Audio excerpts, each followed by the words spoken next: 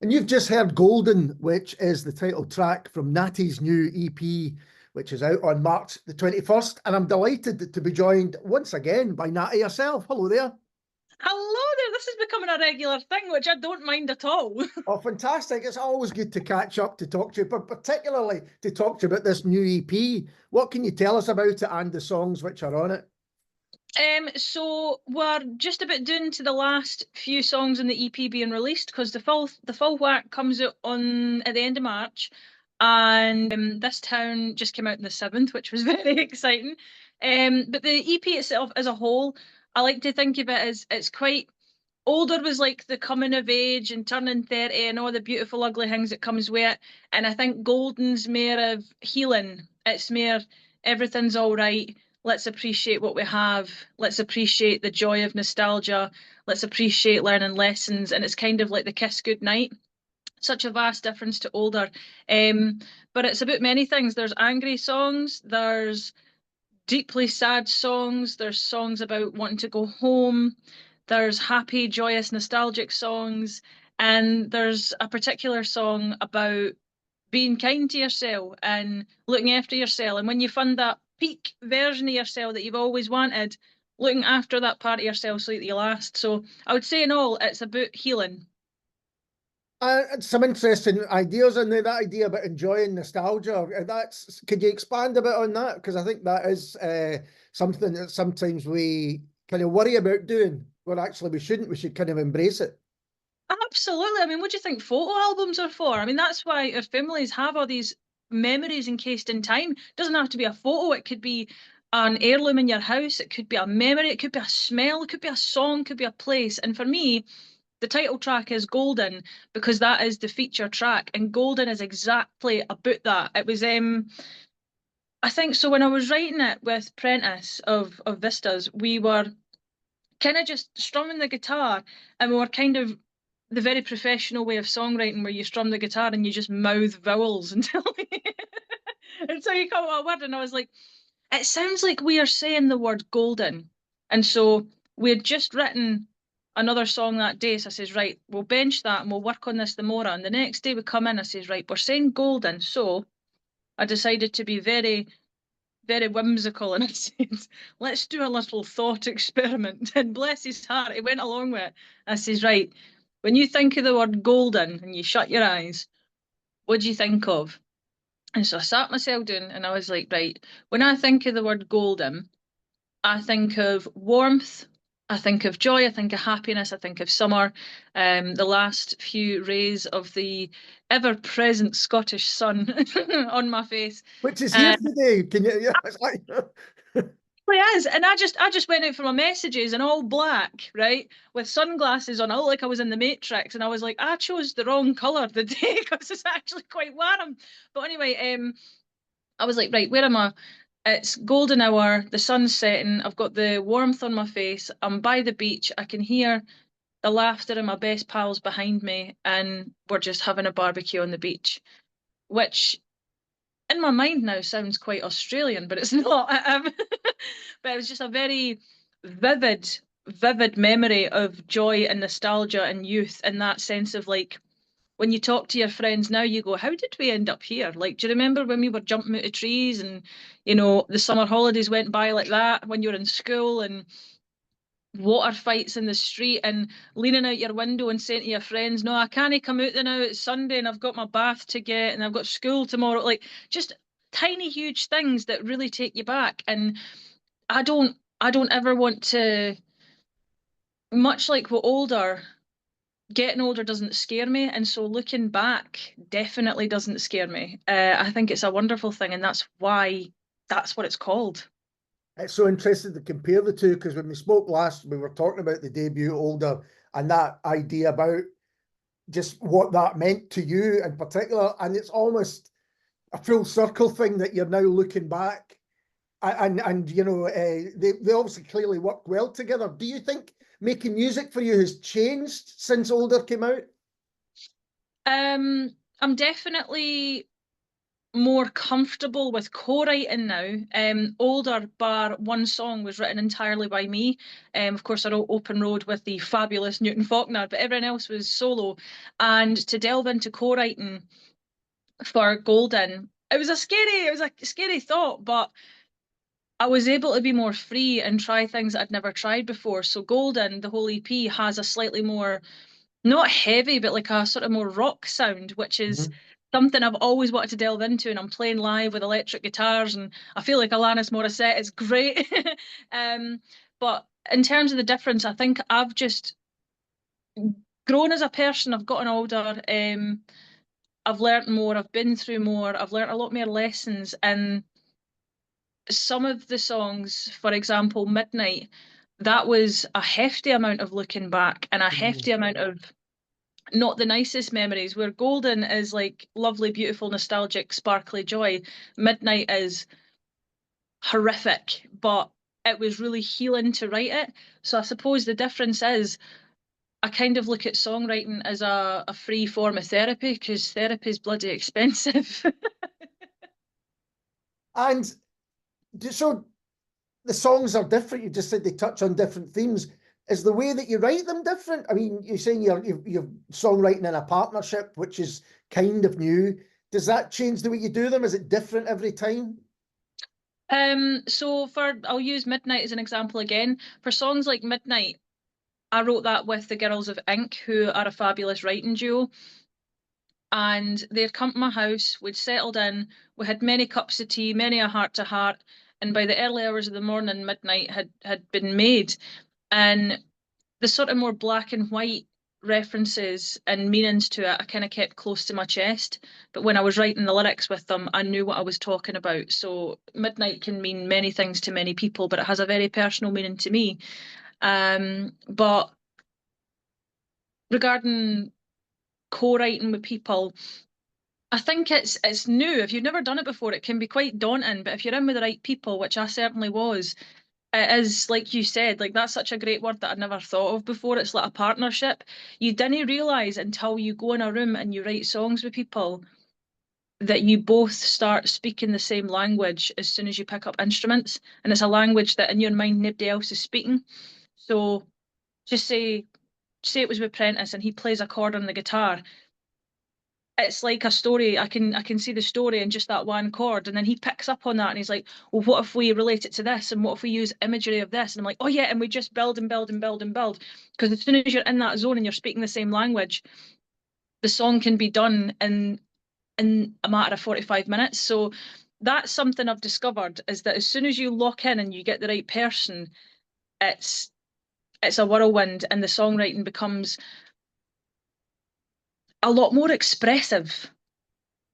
And I guess you've got to have that level of trust. If you're writing songs which are as personal as you're suggesting there, then you have to have trust in the person you're working with. Oh yeah, like when I wrote it, I kept it close to my chest, and then I told them later on. And then when we got into the studio to produce the track with my bandmate and producer Kieran, I explained to him, because he handled that song with such a level of care that I don't think anybody else could have. And it's basically, to keep it short and sweet, it's Midnight is about death and loss and grief and dealing with that. And it's also about coming out of a bad situation and finding the golden morning. See, there's a theme. There's a colour theme going on. But it's back in 2019. Do you remember? I like to call it the reaping of 2016, where just a bunch of celebrities just passed away. Just Yes, one I one. remember it well. Yeah. It was Prince, Alan Rickman, Carrie Fisher, the whole lot. And unfortunately, I had a spout of that in 2019 with family members and a friend. And it was just within the span of 6 months. And I just remember constantly going to funerals. And one of the lines, which is deeply personal, is, when the light goes, I'll go, I'll leave nothing behind. I'll feel nothing inside. There's nothing you can say. There's no reason to fight. And that was a direct conversation I had with somebody who was in a hospital bed, who was saying, it's all right. It's going to be. So in the one meaning, it could be, when the light goes, I'm out of here. I'm out of this bad situation. Yeah. But also a very beautiful conversation that I had with someone in a hospital. And so explaining that to Kieran and having him really take that in, and just me constantly in tears trying to sing it, he took care of that song in such a way that I don't think anybody could have. So you're right, a level of trust needs to be had with the entire process of a song being made. And it's a beautiful song, but you talk. I bet it was emotional to sing, particularly early on. Oh, see, the first time, right? I don't know why we did this, right? It's beautiful, but I don't know why we chose this as our first performance. It was a couple of years ago in St. Luke's. It was my biggest show to date. Yep. We'd just written the song. No one had heard it yet. It had never been performed live. We decided to perform it live for the first time that night with the girls of Ink that I wrote it with, because they're not just kick-ass songwriters, they're also amazing singers and session musicians. So they got on stage and sang it. And as I'm singing it and as these beautiful harmonies are kicking in with these two girls, and Ben and Kieran, my bandmates, are playing this song, even my manager, who is like Superwoman, was in tears. And I was like, why did we choose the first time singing it for us all to be together? And it was so beautiful. But I just remember afterwards, the early days of singing that, I got myself into some states. And since you mentioned playing live, one thing you have been doing a lot since Older came out is playing loads of gigs, lots of festivals as well. Do you think that's kind of fed into how you record music now? Oh my, I'm so glad you asked that, because before we recorded Golden, we had written it for, they'd been written and demoed for about a good year and a half, almost 2 years, before we went on tour and played them properly. So we got really comfy with them live at festivals, and we got to trial and test them. And one thing we loved about songs like Golden and Heard It All Before and stuff like that is they're so energetic and they're so gutsy and they are so much fun live. And we wanted to bring that energy to the recorded tracks. So there's no electronic drums, there is no MIDI this, MIDI that. It's all entirely live instruments recorded in the studio, because we wanted to bring that like that punch to the tracks. So I'm so glad you said that. It definitely did change the way that I wrote music. And also when I was writing with Prentice, because he's in a band and I play with a band, we started writing for a band. I'll be like, oh, we should put this bit in for Ben because it's a cool bassy bit, or this could be a bit where Kieran does this. And I started writing with a band in mind. So it's definitely changed. That's really interesting to hear, and I think you can maybe tell that on the songs as well. And you're going to be touring quite a significant tour as well in April and May. You must be excited about it. I can tell you're excited about that. I am buzzing because it's my biggest tour to date. It's the Golden Tour. All the artwork looks gorgeous.